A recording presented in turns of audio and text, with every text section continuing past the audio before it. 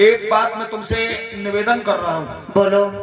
अगर हो सके, हाँ तुम्हारी एक लड़का है जो कुंवारेपन में पैदा हुआ है, हाँ और मेरा विवाह गंगा जी के साथ में हुआ था।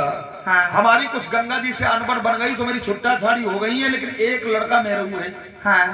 अगर तुम्हारी इच्छा हो जाए तो तुम मेरे साथ में विवाह कर लो, और तुम हमारी पत्नी बन करके हमारे राज दरबार में रहो, राजमहल में रहो। महाराज, मैं इनकार तो नहीं कर सकती, लेकिन यहाँ पर मैं हाँ भी नहीं कर सकती हूँ। क्यों? बात यह है, अगर विवाह करना है तो जाकर के पहले हमारे पिताजी से बात करो, तब जाके विवाह होगा। अगर हमारे पिताजी चाहेंगे तो।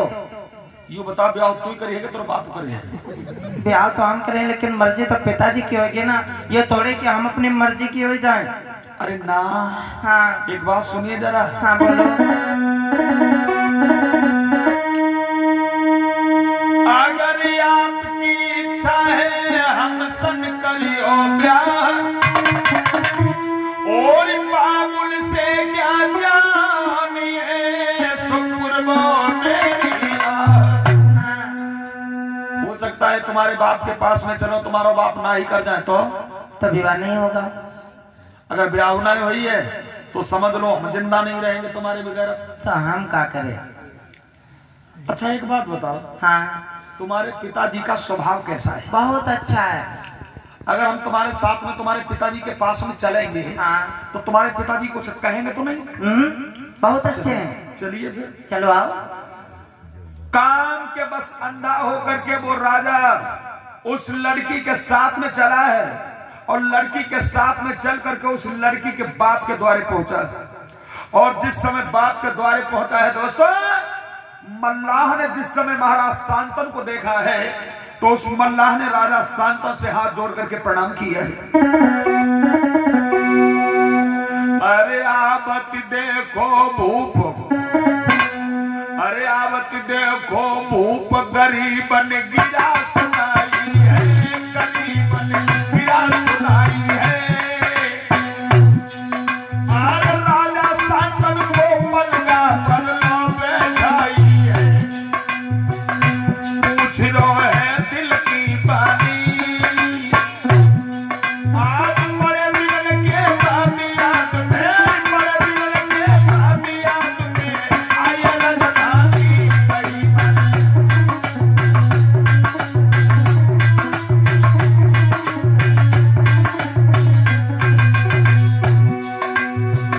कहो प्रभु कैसे के आई,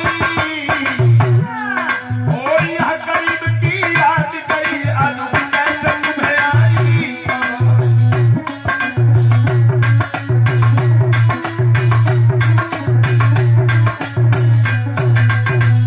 महाराज शांतनु के चरणों में हमारा प्रणाम शुभकार हो। सदा सुखी रहो।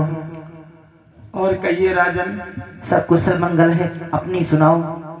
मैं तो सब ठीक हूँ, लेकिन आज हम बहुत चक्कर में पड़ गए। क्या? सोच रहा हूँ कि राजा शांतनु जो इतने बड़े राजा, चक्रवर्ती राजा, और आज इस गरीब के द्वारे कैसे आ गए? बात यह है, हम आज शिकार खेलने के लिए निकले हुए थे। जी हाँ। और शिकार खेलते खेलते फिर तुम्हारी बिटिया मिल गई घाट पे। और जब बिटिया मिल गई, मैंने इससे पूछा कि आप कहाँ रहते हो, तुम्हारे माता पिता कौन है? तो बाने बताओ। और जब बताओ तो हमने सोचा चलो नीरू मल्लाह से मिलता हुआ चलो। बहुत बहुत धन्यवाद। आज मेरा जीवन धन्य हो गया। तुम जैसे महाराज छत्रपति राजा का मेरे द्वार पे आगमन हो गया। आज मैं भी बड़ा भाग्यवान गिना जाऊंगा। बहुत सुंदर। एक बात कहने के लिए हम आए थे। बोलो। ये कौन है? ये मेरी बिटिया है। अच्छा, तुम्हारी बिटिया है? हाँ। बिटिया ने मुखड़ा घुमाइयो। इसका मतलब तुम गरीबों की दिल लगी, गरीबों से हंसी करने के लिए गरीबों की आई हो? नहीं, बात ऐसी नहीं है। हम तो जानते हैं ये पैसे वाले लोग गरीबों से दोस्ती नहीं करते हैं। ये राजा महाराजा लोग गरीबों से दोस्ती नहीं करते हैं। अगर गरीबों के घर में कोई बहन बेटी सुंदर है तो गरीबों के द्वारे आएंगे, बड़ा खैर सल्ला पूछेंगे, अपने चाय नाश्ता करवाएंगे, सिगरेट पिलाएंगे, और ऐसे तो गरीबों की कोई नहीं पूछता है भैया। नीरू मल्लाह, शायद तुम्हें पता नहीं है, हम स्वयं आए हैं तो इसका भी कारण है। क्या कारण है? हम तुम्हारी बिटिया के साथ में विवाह करना चाहते हैं। तुम्हारे यहाँ मुंह क्यों, कोई कमी है? मतलब हम गरीब हैं तो ये मतलब नहीं है कि हम गरीबों को तुम बिना मतलब परेशान करो और हम तुम्हारी बेटी हम विवाह करने नहीं, आए। आप ये मत सोचो कि हम मजाक कर रहे हैं, हम मजाक नहीं कर रहे हैं। हम खुद ही नहीं मजाक कर रहे हैं। मतलब क्या बात भैया?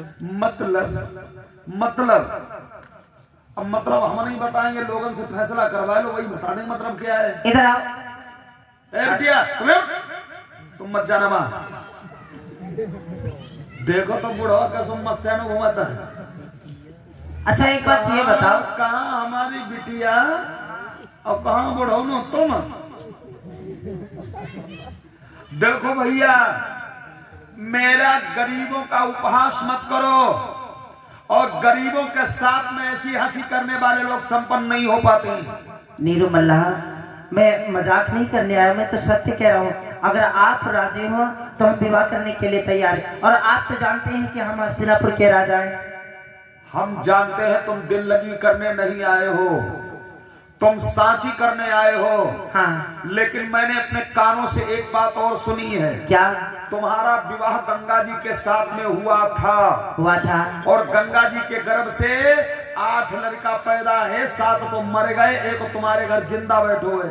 हाँ, हम अपनी लड़की का विवाह तो तुम्हारे साथ में कर देंगे, लेकिन पहले तुम कसम खाओ कि मैं जो गंगा जी का बेटा है उसको राजगद्दी पर नहीं बैठा लूंगा, और जो हमारी बिटिया के गर्भ से लड़का पैदा हो उन्हें राजा बनाओ। नीरू मल्लाह, शायद एक बात तुम भूल रहे हो, राजनीति धर्मशास्त्र यही कहते हैं जो पिता का ज्येष्ठ पुत्र होता है वही राज्य का उत्तराधिकारी होता है। एक बात सुन लो। हाँ, कौन हो तुम? का भूल ही गए का? जानता हूं अच्छी प्रकार से, तुम ठाकुर हो, छत्री हो। हाँ, मैं तुम्हारी बात पे कभी विश्वास नहीं करूंगा। और देखो, तुम्हारा नाम की परिभाषा ही जो है ठाकुर, तीनों अक्षर खतरनाक। ठा से ठग, का से कुकर्मी, रा से राज लगाने वाले। महाराज मोई क्षमा कर दो, हम बिटिया के संग ब्याह ना कर पाए। नहीं करोगे? ना ना ना, मान जाओ। अरे मैं कह रहा हूं दिमाग मत खराब करो, यहां से जाओ। तुम्हारे चाचा जी गुस्सात का है। चाचा तो ना कहो तुम, बिटिया तुम यहाँ। अरे इधर थोड़ी सूरत दिखा दो तब जाओ। अरे जाओ धर्मी कहीं का पाजी।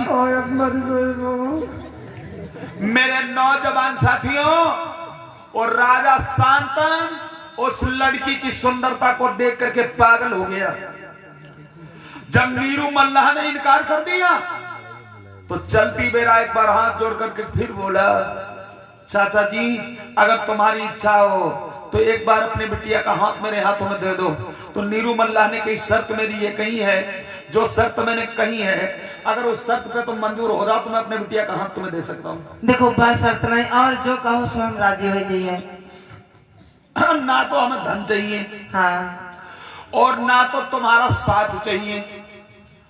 अगर मेरी लड़की का विवाह तुम्हारे साथ में होगा तो बस एक ही शर्त पे होगा, जो हमारी बिटिया के गर्भ से पुत्र पैदा होगा वही राजगद्दी पर राजा बन के बैठे। यह शर्त हम नहीं मानते वो। तो चले जाओ, चाहे ब्याह हो चाहे लड़ो ही मर जाओ। जा। अब राजा शांतन जो है जिस समय चला तो उस लड़की से इशारा करके बोला, और बैठ कर गम की तन्हाइयों में तेरे बारे में सोचा करेंगे।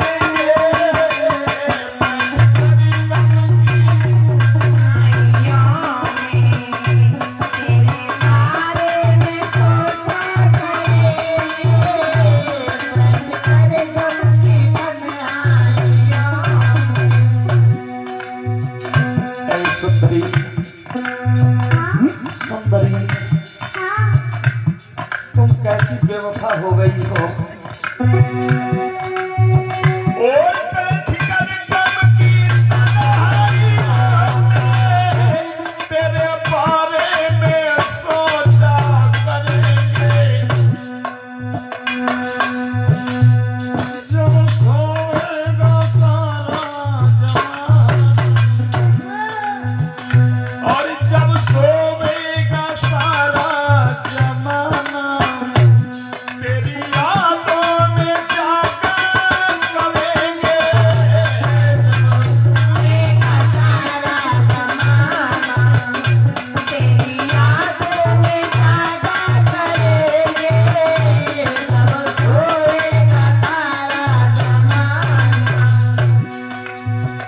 और जब सोएगा सारा जमाना तेरी यादों में जागा करेंगे।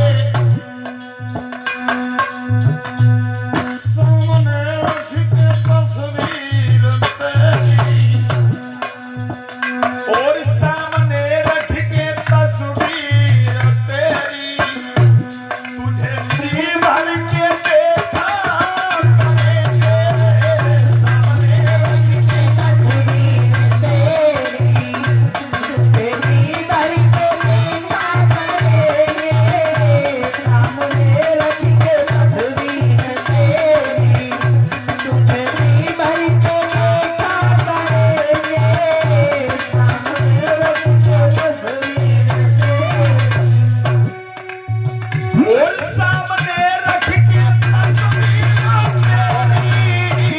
तुझे जी भर के देखा करेंगे। नाम लिख कर हथेली पे तेरा और नाम लिख कर हथेली पे तेरा और याद आने पे चूमा करेंगे। नाम लिख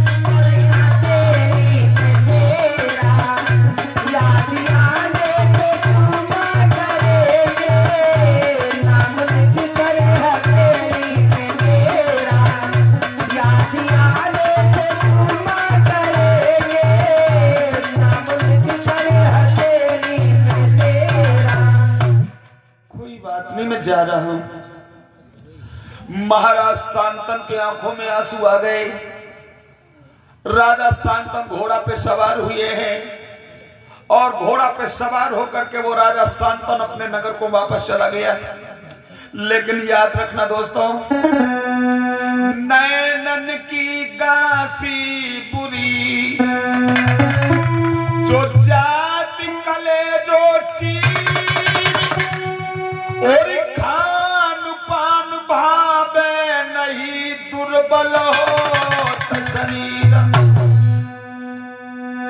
उस लड़की का रूप, उस लड़की की तंदुरुस्ती राजा साहब के आंखों में बसी हुई थी। शिकार खेल के आए, घोड़ा तो द्वारई पे बांध दियो। अब घोड़ा को द्वारई पे बांध करके राजा शांतनु गए पीछे जो रूठो वो कमरा बनो जावे। मतलब जब कोई नाराज होता था या कोई प्रकार की चिंता होती थी तो राजाओं में कोप महल बनता था। उस रूठे हुए कमरा में जाकर लेटे गए। देवव्रत ने सोची पापा शिकार खेल के आए और पीछे वाले कमरा में चले गए। एकदम से देवव्रत पहुंच गया। पापा। हाँ बेटा। तुम्हें कहा है वो जब ना पूछो बड़े अच्छे वाले आते हैं, बड़े ठीक ठाक थे जब शिकार खेलने गए। अकस्मात तुम लौट करके आए हो, तब से जब रूठे कमरा में पड़े हो। थोड़ी तबीयत नहीं ठीक है। क्या हुआ? सर में दर्द हो रहा, बहुत तेजी से फट हो जाए रहो। अब हम बचे ही ना। अरे ना ना ना ना, ऐसी बात मत कहो, बिल्कुल ठीक हो जाओगे। सर में दर्द हो रहा है ना? हाँ। अभी तुम्हारे लिए बढ़िया कोई दवा को इंतजाम किया जाए। कोई दवा नहीं फायदा करे। मैं डॉक्टर को बुला रहा हूँ। अभी डॉक्टर साहब तुम्हारा इलाज करेंगे और बिल्कुल तुम ठीक हो जाओगे। तुम परेशान मत हो। कोई इलाज है नहीं बाको? कौन सी बीमारी बन गई जिसका इलाज नहीं है? अगर पूछना चाहते तो हम तुम्हें बता दे। क्या? आज जब हम सुबह शिकार खेलने उत्तरांचल को गए थे ना, तो तो वहाँ पे एक लड़के से मुलाकात हुई थी। कहा पापा तुम कहा तो हाँ एक लड़की से मुलाकात हुई हाँ। और फिर उसके हमने पिताजी से बात किया, हम उससे विवाह करना चाहते थे, तो उसके पिताजी ने मना कर दिया कि हम विवाह नहीं कर पाएंगे। पिताजी हाँ एक बात तुम मुझे बताओ, क्या? तुम 60 साल के हो चुके हो और धीरे धीरे बुढ़ापे के उम्मीदवार हो चुके हो, अब भी तुम विवाह के लिए परेशान हो? बेटा क्या? हम अपने लिए नहीं, हम तो तुम्हारे लिए विवाह करना चाहते थे। ये सोच रहे थे अकेले बेटा, घर में कोई बाकी देख रेख करने वालों नहीं है। अच्छा हमारी उम्र खुद ही 18 साल की हो चुकी है और हमारे लिए तुम नई नई मम्मी लाओगे? हाँ धन्यवाद ऐसे पापा को, कम से कम अपने लड़का की ओर देखते कि हम लड़का को ब्याह करें, बहू घर में लाए। अब बुढ़ापे में खुदा ही हम अपने ब्याह के लिए कच्चा के घूमता। शायद तुम्हें पता नहीं बेटा, अगर विवाह नहीं हुआ तो हम मर जाए बहुत जल्दी। नहीं नहीं तो मरम ना दी हम तो मल्ला ने क्या कही है? मल्ला ने यही बात की है, विवाह तो हम कर सकते हैं, लेकिन सबसे बड़ी कमी यह है कि तुम्हारे घर में जो गंगा पुत्र है, अगर राजा वो ना बने तो हम विवाह करने के लिए तैयार हैं। तो एक काम करो पापा जी। हाँ बेटा। तुम आराम करो और मैं मल्लाह के द्वारे जा रहा हूँ, तुम्हारे विवाह का प्रस्ताव रख के, और मैं तुम्हारा विवाह उस मौसी के साथ में जरूर करवाऊंगा। ठीक है बेटा, जल्दी जाओ। मुस्कुराओ जरा, हम जा रहे हैं। बुढ़वा बड़ा मगन हो गया, एकदम से देवव्रत घोड़ा पे सवार हुआ और वे मल्लाह के द्वार पहुंचियो और द्वार पे जाए के लल्ला ने कुंडी खटखटाई। नाना जी, आइए बेटा। नाना जी जय जय श्री राधे। जय जय श्री राधे, जय जय श्री। बेटा पहचान नहीं पाए? क्या हमें जान नहीं पाए? हाँ, जो हस्तिनापुर के राजा हैं, हम उन्हीं के पुत्र हैं। समझ गए। मतलब जो राजा शांतनु है? हाँ हाँ बेटा, वो तो हमारे द्वार पे कल ही आए थे। कल आए थे ना? हाँ। तो क्या बात हुई थी? देखो भाई, तुम्हारा बप्पा बहुत उल्टा सिर बतलाते रहा। क्यों, क्या हुआ? उनकी बात हमका पहलवान नीक तन क्यों नहीं लगी। उनके मुहिमा दांत एको नाई और प्याटन साबुत आंत नाई, और यह देखो हमारी बिटिया बैठी, कल बिटिया आई। हाँ। तुम्हारा बप्पा पता नहीं कहाँ चटके जाना, हम तुम्हारे बिटिया संग ब्याह करें, बिटिया संग ब्याह करें। देखो बेटा। हाँ नाना जी। हमें गुस्सा आई तो मैंने एक बात कह दिया। क्या? कि हम अपने लड़की के साथ तुम्हारे बाप का विवाह कर देंगे, अगर हमारी लड़की के गर्भ से जो पुत्र हो उसको राजगद्दी पे बैठा करके राजा बनाए तो मैं अपने बिटिया का विवाह कर सकता हूँ। नाना जी, अगर ये बात है, मौसी का विवाह करने के लिए तैयार हैं, और बीच में बाधा अगर हम बने हैं तो हम प्रण करते हैं कि हम राजा नहीं बनेंगे। क्या? हाँ। तुम राजा नहीं बनोगे? हाँ बिल्कुल। एक बात कह दूं बेटा, अगर नाराज न हो तो कह दूं। बोलो, क्या वो कहना चाहते हैं? हमरे बिटिया का जोगिम जोगा है तुम्हारा, अगर तुम बिटिया के संग ब्याह करो हाँ तो हम कर देंगे। नाना जी।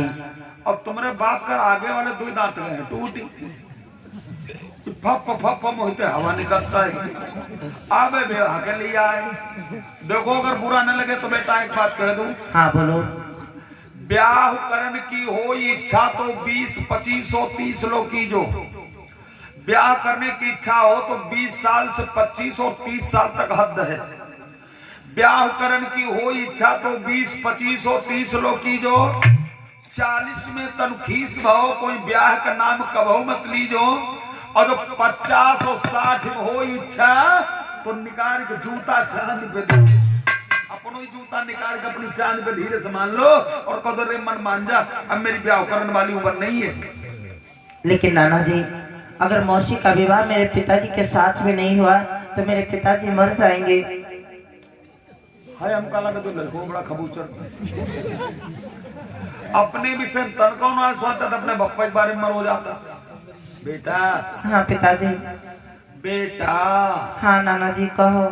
देखो हाँ। तुम अपने विवाह की बात करो और हम अभी मंडप गाड़ करके और अपनी बिटिया का हाथ तुम्हारे हाथ में पकड़ा दूं, लेकिन बूढ़े बाप के चक्कर में मत पड़ो। नाना जी, हम आपकी सारी शर्तें मंजूर करते हैं, लेकिन विवाह आप मौसी का हमारे पिताजी के साथ में ही कर दें। अगर ऐसी बात है हाँ। तो लो तुम कसम खाओ, 33 करोड़ देवताओं को साक्षी मान के कसम खाओ कि मैं राजगद्दी पे नहीं बैठूंगा, राजा नहीं बनूंगा, और जो हमारी बिटिया से लड़का पैदा होगा वही राजा बनेगा।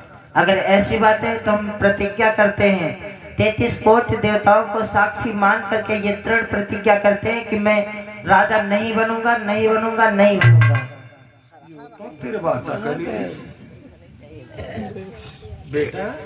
हाँ नाना जी। तुम कैसे हो? तुम अपने लिए जरूर से नहीं सोचे और हमारी बिटिया के गर्भ से जो लड़का पैदा होगा उसे राजगद्दी पे बैठ कर दे और राजा देखोगे तुम। हाँ बिल्कुल। और तुम भी कहीं मांगन वाले रहो। कुछ भी हो, लेकिन अपने पिताजी के सुख के लिए हम कुछ भी करने के लिए तैयार हैं। लेकिन देखो लड़कों या का भाई हमका और चिंता है। अब कौन सी चिंता है? वह चिंता यह है कि तुम अगर मान लो तुम राजगद्दी पे नहीं बैठोगे, हाँ, और कहो तो हो ही तुम्हारा उल्टा सिर बिहाओ। जब तुम्हारा ब्याह हो तुम्हारी पत्नी आएगी और तुम्हारे पत्नी और तुम्हारे बीच में जो लड़का पैदा होगा वो राजा बनेगा। नाना जी, आपको कितना संदेह होता है, और अगर आपके मन में यही एक संदेह है तो मैं इसी जगह पे कवल करता हूँ और बीच में प्रतिज्ञा करता हूँ सारे देवताओं को साक्षी मान करके मैं आजीवन ब्रह्मचारी रह करके अपना जीवन बिताऊंगा, मौसी और पिताजी की सेवा करूंगा, लेकिन कभी विवाह नहीं करूंगा। प्रतिज्ञा कर रहे हो? हाँ, प्रण कर रहे हो? बिल्कुल। कि मैं सारा जीवन ब्रह्मचारी रहूंगा और मौसी की अपने पिताजी की सेवा करूंगा, विवाह नहीं करूंगा। हाँ नाना जी। सोच लो बेटा। बड़े बड़े दुनिया में हमने ब्रह्मचारियों को देख लिया है, कोई ऐसा ब्रह्मचारी नहीं है जाकि ब्याह के बिगड़ निपट जाएगी। नाना जी, अगर जीवन रहा तो आप भी हमें देखेंगे। मान जाओ, आप अपना कार्य कीजिए। जिस समय 33 करोड़ देवताओं का आमंत्रण करके उस बेटा ने प्रतिज्ञा की है दोस्तों, सो क्या हुआ? अरे देखी प्रतिज्ञा निज बेटा की, राजन गए हुवन पे हुआई।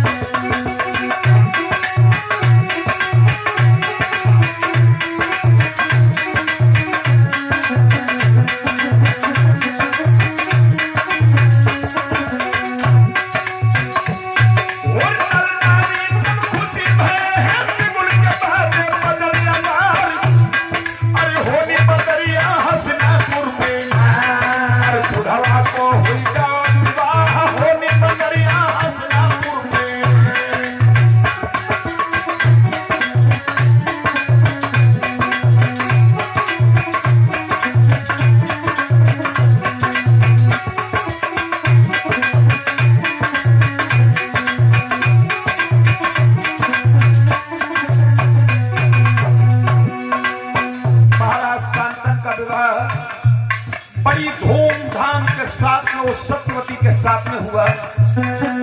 अब राजा की उम्र थी 60 साल की। अब लड़की अभी कोई ज्यादा उम्र की नहीं है। बुढ़वा के साथ उस लड़की का विवाह हुआ और बड़े हर्षोल्लास के साथ में भमरियां पड़ी है दोस्तों। इस प्रकार से महाराज शांतन का विवाह हुआ। अब देखिए, इन्हीं राजा शांतन और सत्यवती के बीच में जो संतानें हुई हैं, यही थे कौरव और पांडव।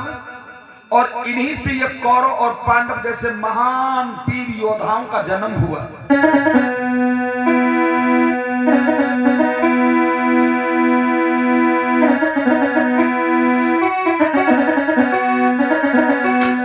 और इस शांतनु ब्याह की कथा में सुनाई गई हमने गाने।